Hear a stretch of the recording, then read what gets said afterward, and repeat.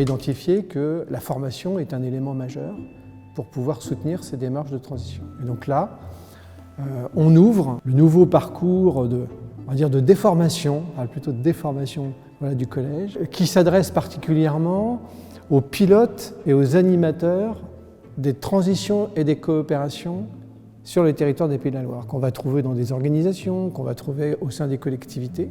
Et pourquoi on s'adresse à ces acteurs-là? Parce que les territoires, dans ces nouveaux mandats, ont tous peu ou prou mis les questions de transition, de solidarité, de participation citoyenne au centre de leur projet de territoire. Maintenant, il faut passer à la chose pratique. Donc c'est un parcours qu'on identifie comme assez transformateur et qui va permettre à ces acteurs de prendre la mesure des enjeux. L'idée même du développement durable qui consistait, alors outre l'histoire de la croissance, qui consistait à anticiper sur des difficultés pour les empêcher de venir, faut arrêter. Les difficultés sont là. Maintenant c'est trop tard. On a déjà décidé de dégrader fortement le climat, de réduire fortement la biodiversité. On a épuisé beaucoup de ressources. Donc de toute façon, qu'on le veuille ou non, on va vivre sur une terre où il sera plus difficile de vivre. Donc c'est plus le moment d'anticiper. Ça y est, on est passé de l'autre côté du miroir. Et donc maintenant, si on veut survivre de l'autre côté du miroir, oui, ça appelle des changements beaucoup plus forts, beaucoup plus rapides, et par certains côtés peut-être aussi quand même plus brutaux que ceux qu'on pouvait appeler de nos voeux quand on parlait encore de développement durable. Les enjeux sont extrêmement forts. On est dans une situation qui est très difficile et en même temps, il y a un monde nouveau qui émerge. Le monde n'est pas qu'humano-centré, il n'est pas composé que d'humains. Et il faut composer avec les autres. Et c'est là où il y a une exigence que nous, on a pu. L'exigence, c'est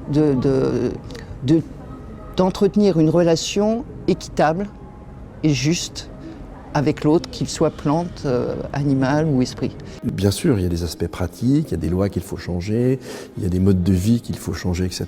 Mais ce qu'il faut changer, c'est beaucoup plus profond. Il faut réussir à rompre, à se mettre à distance de cet activisme occidental. Et c'est vrai, aujourd'hui, il y a une certaine mode de la méditation, c'est des choses intéressantes.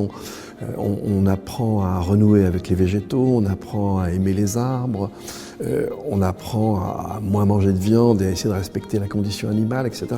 On voit bien que notre civilisation, elle a déjà pris un virage. Alors, il est encore trop marginal, il n'arrive pas encore à affecter le cours essentiel du fleuve. Mais quand même, il est déjà là, il faut s'appuyer là-dessus.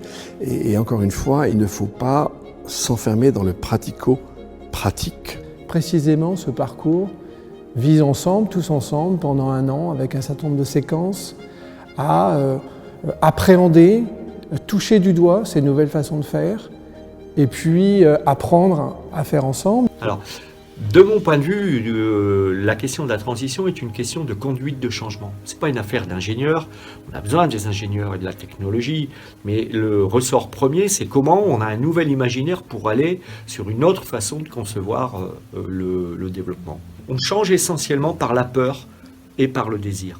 Donc s'il y a vraiment quelque chose qui nous fait envie, qui nous met en désir, ça nous met en énergie. Et cette énergie va servir dans la transformation qu'on va engager. Je vais prendre un exemple dans ma commune, la question du plan solaire. Ce désir que finalement une ville tout au nord de la France puisse devenir une ville qui couvre toutes ces toitures de capteurs et devenir autonome en énergie face à l'effondrement de demain, ça c'est un désir qui peut être partagé par une municipalité, par toute une population. Et à partir de cette énergie transformatrice, on va reprendre étape par étape. Dans l'exemple de Los Angeles, on a démarré par une centrale au sol, puis par la toiture de l'église, construite avec la communauté catholique, puis par l'ensemble de nos salles de sport de la ville, une dizaine actuellement, puis par de l'investissement citoyen en allant chercher les toitures des habitants. Et on retrouve les fondamentaux de la conduite de changement, implication des acteurs, capacité à oser entreprendre, mise en désir et coopération de l'ensemble de tous ces acteurs pour arriver à faire force et à être efficace. Et donc la question, c'est constituer quelque part des alliés, des acteurs qui vont non pas faire des transitions un silo de plus au sein des organisations, non pas faire des transitions leur affaire, mais qui vont être capables d'animer une dynamique collective et de faire en sorte que les transitions deviennent un objet commun au sein des organisations et au sein du territoire. On voit bien qu'on a déjà commencé à faire un tout petit bout du chemin Continuons.